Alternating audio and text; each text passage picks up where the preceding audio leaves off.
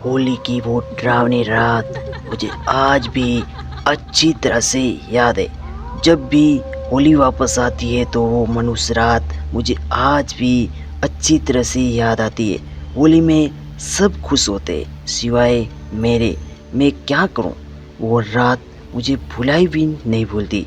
दोस्तों, ये बात है लगभग आज से 3 साल पहले की। मैं बीजधारा गांव का रहने वाला हूं। दोस्तों, हमारे गांव में पानी की बहुत कमी है, इसलिए ज़्यादा खेती भी नहीं होती। हमारे गांव के लोग दूर दूर शहर में नौकरी की तलाश में जाते थे। मेरे गांव के करीब एक छोटा सा शहर था जिसका नाम भवानीपुर था।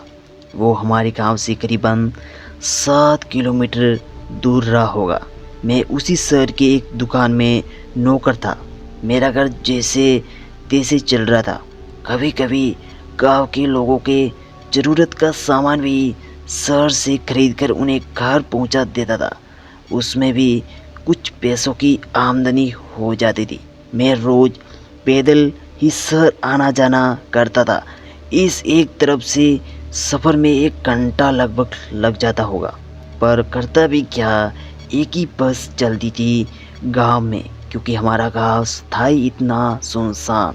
ना तो हमारे गांव में पानी था और ना ही कोई आमदनी का रास्ता था। सुबह 11 बजे फिर वही बस, शाम को 4 बजे वही बस। होली से एक दिन पहले की बात है। गांव के लोगों ने कुछ रंगों और पिचकारियों का ऑर्डर दिया था। मैं अपनी दुकान का काम खत्म होने का इंतज़ार कर रहा था।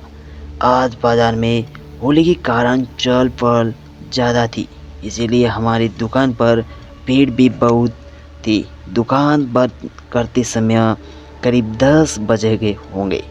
अब मुझे कुछ रंग और पिचकारियाँ भी खरीदनी थी, इसीलिए मैं बाज़ार में ही रुक गया और सामान की खरीदारी करने लगा। ज़्यादा देर होने की वजह से कई दुकानें बंद भी हो गई थी, पर खुशी की बात यह थी कि मुझे मेरा सामान मिल गया था।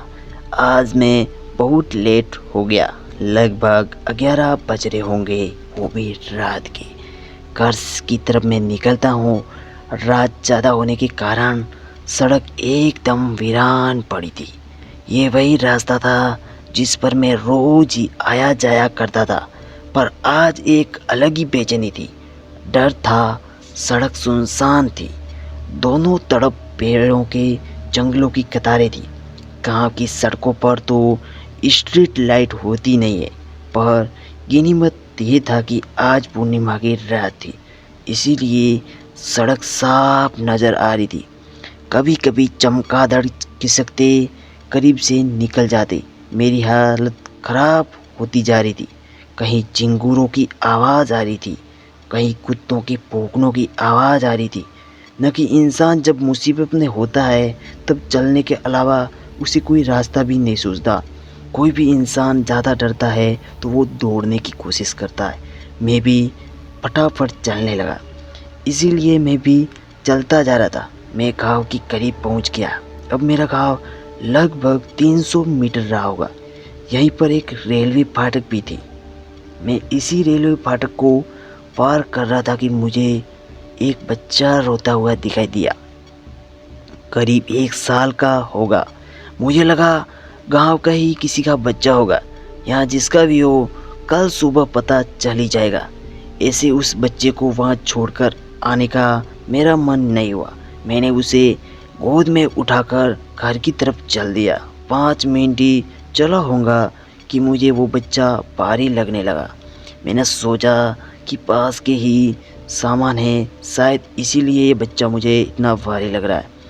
अगले 5 मिनट में बच्चा और भारी होने लगा। अब मुझे कुछ अजीब लगा। मैं घर पहुंचने की जल्दी में ध्यान देना ज़रूरी नहीं समझा। फिर कुछ ही मिनट बाद मुझे कुछ खिसकने की आवाज़ आने लगी। ये आवाज़ लगातार मेरे कानों में आ रही थी।